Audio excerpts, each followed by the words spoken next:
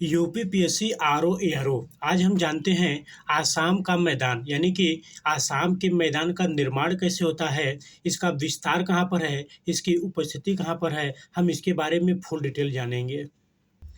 आपसे छोटा सा रिक्वेस्ट है कि आप हमारे चैनल को सब्सक्राइब और कमेंट शेयर और लाइक कर दीजिए ताकि हमें भी थोड़ा सा मोटिवेट मिलता रहे। हम जानते हैं आसाम का मैदान, हम यहाँ पर केवल पॉइंट टू पॉइंट की बात करेंगे। सबसे पहले हम जानते हैं कि भारत के मैप में आसाम का क्षेत्र कहाँ पर उपस्थित है। ये देखिए, भारत के मैप में अगर हम आसाम का क्षेत्र देखें तो ये आसाम जो है उत्तर पूर्वी क्षेत्र में, कहाँ पर, उत्तर पूर्वी क्षेत्र में आसाम का मैदान उपस्थित है। अब हम इसके बारे में जानते हैं कि इसका निर्माण कैसे होता है। ये है हमारा असम का मैप यानी असम के मैदान का क्षेत्र, हम इसके बारे में देखते हैं। देखिए, ब्रह्मपुत्रा नदी क्या करती है, असम के क्षेत्र में प्रवाहित होती है। कहाँ पर, असम के क्षेत्र में प्रवाहित होती है, यानी कि ब्रह्मपुत्रा नदी आसाम में सादिया के पास, कहाँ पर, ये देखिए सादिया के पास प्रवेश करती है और धुबरी से, कहाँ से, धुबरी से पश्चिम बंगाल की ओर चली जाती है। हम असम के मैदान के अगर निर्माण की बात करें, देखो सब ब्रह्मपुत्रा व इसकी सहायक नदियों के द्वारा लाए गए अवसादों के निक्षेप के परिणाम स्वरूप असम के मैदान का जन्म हुआ है।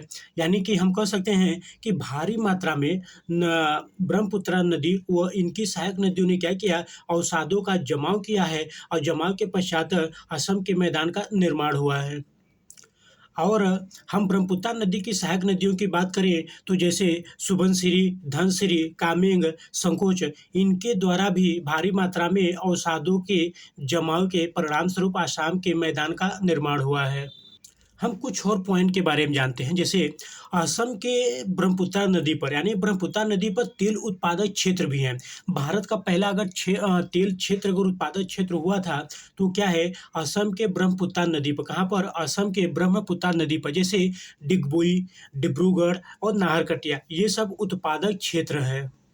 और ब्रह्मपुत्रा नदी पर विश्व की सबसे बड़ी, कौन सा, विश्व की सबसे बड़ी नदी द्वीप कहाँ पर है, ब्रह्मपुत्रा नदी पर है। और इस द्वीप का क्या नाम है, माजुली द्वीप। यानी कि यहाँ से डायरेक्ट क्वेश्चन पूछता है कि विश्व की सबसे बड़ी नदी द्वीप कौन सी है, तो आपको बताना पड़ेगा माजुली द्वीप। और ये किस नदी पर है, तो ब्रह्मपुत्रा नदी पर है।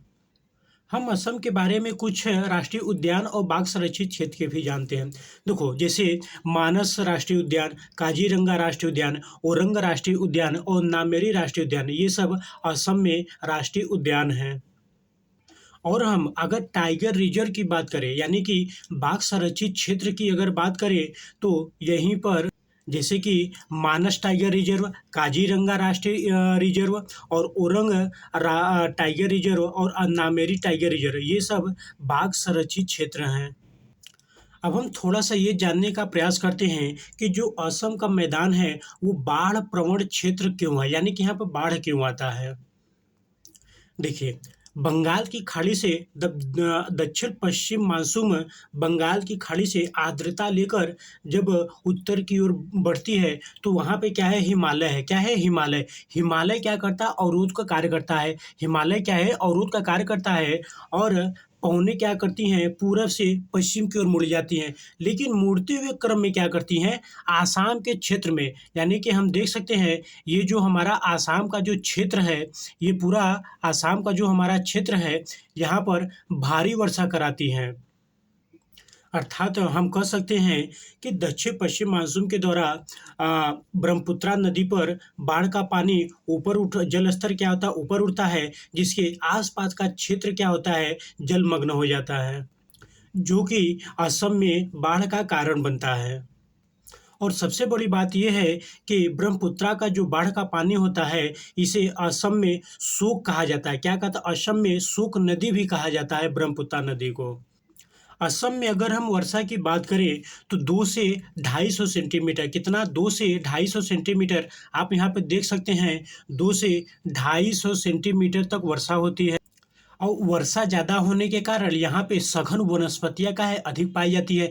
जब सघन वनस्पतियाँ अधिक है तो यहाँ पे क्या है, जैव विविधता प्रचुर मात्रा में पाई जाती है। यानी हम कह सकते हैं कि पूर्वी क्षेत्र हॉट स्पॉट के रूप में मौजूद है। अर्थात यहाँ पर कई प्रकार की, विभिन्न प्रकार की जैव विविधता का प्रचुर मात्रा विद्यमान है। आई होप कि आप समझ गए होंगे कि आसाम का जो क्षेत्र है वो बाढ़ प्रवण क्षेत्र क्यों है। हम एक बार फिर से बताते हैं आपको। बाढ़ प्रवण क्षेत्र इसलिए है क्योंकि दक्षिण पश्चिम मानसून के द्वारा असम में जो ब्रह्मपुत्र नदी है वहाँ पे क्या होता है, भारी मात्रा में वहाँ पे वर्षा होती है। वर्षा के दौरान नदी का जो जल स्तर होता है वो क्या होता है, ऊपर उठता है, और ऊपर उठने के पश्चात क्या होता है, पूरा का पूरा पूरा का पूरा जो आसाम है वो क्या होता है, जलमग्न हो जाता है, और यहाँ पे क्या होता है, बाढ़ की स्थिति उत्पन्न हो जाती है।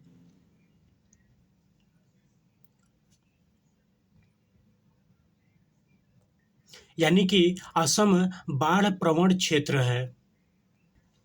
आई होप कि आपको असम के मैदान का निर्माण और असम के बारे में जो कुछ पॉइंट थी वो आपको समझने का प्रयास किए होंगे। बस आपसे छोटी सी निवेदन है कि आप थोड़ा सा लाइक, कमेंट और सब्सक्राइब कर दीजिए ताकि हमें भी थोड़ा सा मोटिवेट मिलता रहे।